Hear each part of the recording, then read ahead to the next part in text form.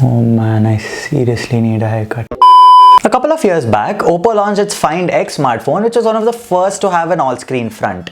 And boy, it just screamed premium from all angles. Well, they're back with the X2 now, and we've been using the X2 Pro for the past 10 days. So here's a complete review telling you whether you should get the phone or not. But before we get started, make sure to hit that subscribe button and also that bell icon next to it so that you don't miss out on more such videos.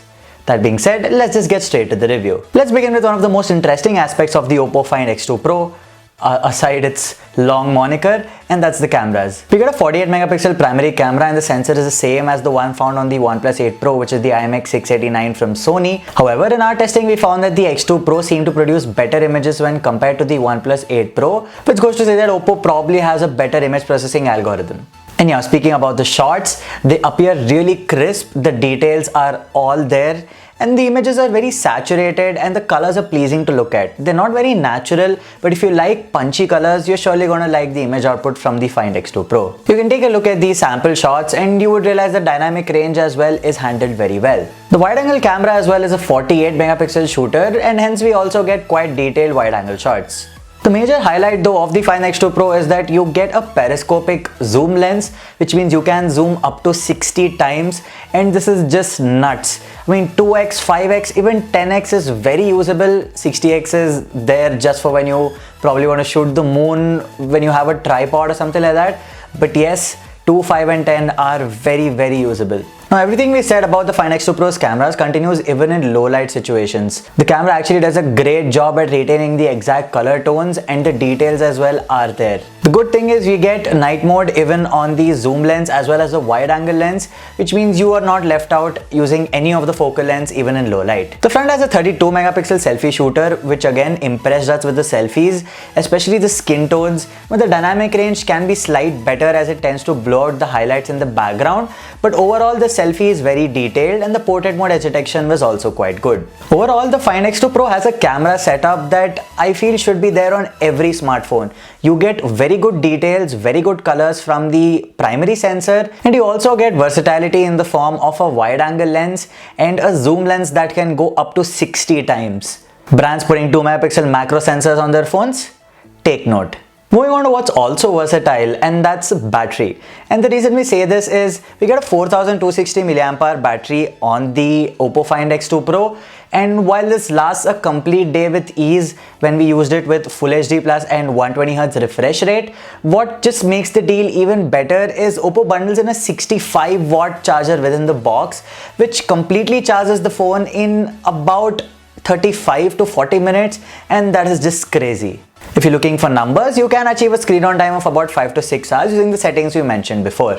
What is a bummer in this department though is that the X2 Pro skims out on wireless charging. Now, given the price point and the feature set that this phone comes with, wireless charging should have included, and that would have made it a true flagship, especially given that we get a ceramic back. Speaking about that ceramic back, I just found a nice way to segue into the next segment, which is design. The ceramic back more or less looks like glass, however it's more dense, and there's a really nice pattern running through the entire back which you can feel if you run your finger through it. Oppo also launched a vegan leather edition of the X2 Pro overseas, but doesn't look like it's making its way to India. While the phone does feel really premium when held in hand, we found that it's slightly top heavy and the ceramic back just adds to the extra weight. The X2 Pro is also IP68 rated, and the vibration motor is actually very nice. The back is nicely curved to make the phone fit in your hand very well.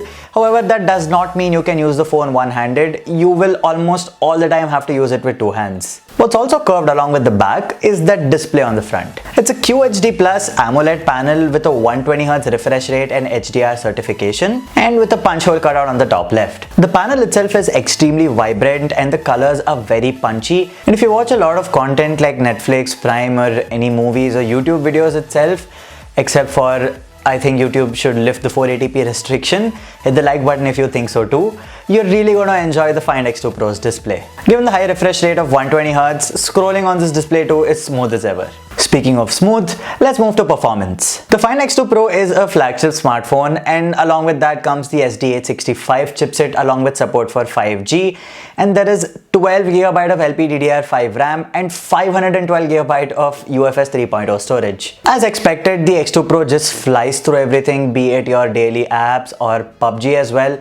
You can easily run it on HDR Extreme as well, or we would suggest running it at Smooth Plus Extreme to get a constant 60 FPS frame rate. Now, while ColorOS is quite aggressive, we found that there was no issues with RAM management either. In fact, ColorOS is largely improved from what it was a couple of iterations back, and it provides a very smooth experience with a ton of features that you may need in your day-to-day usage.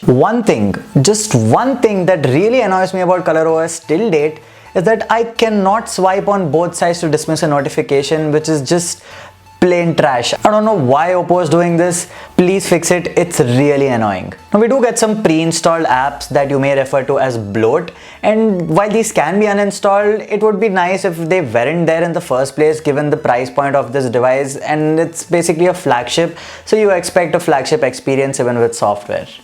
So, should you get the Oppo Find X2 Pro for yourself? Well, the phone is almost perfect, and the reason we say almost is, of course, there's no wireless charging and ColorOS is not for everyone. The cameras are excellent, the display and performance are top notch, battery life is great, and the charging is just way too fast. However, a lot depends on the pricing of the Find X2 Pro.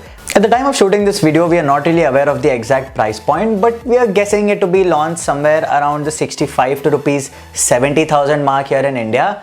And that breaches the territory of the OnePlus 8 Pro. You can get the 8 Pro for about 10 to 15,000 rupees cheaper. Again, this is just speculation, we don't know the exact price, and it just seems more value for money given that you also get wireless charging. Of course, you do miss out on the additional zoom lens that's there on the Find X2 Pro, but things like stock Android experience with Oxygen OS almost kind of make up for it.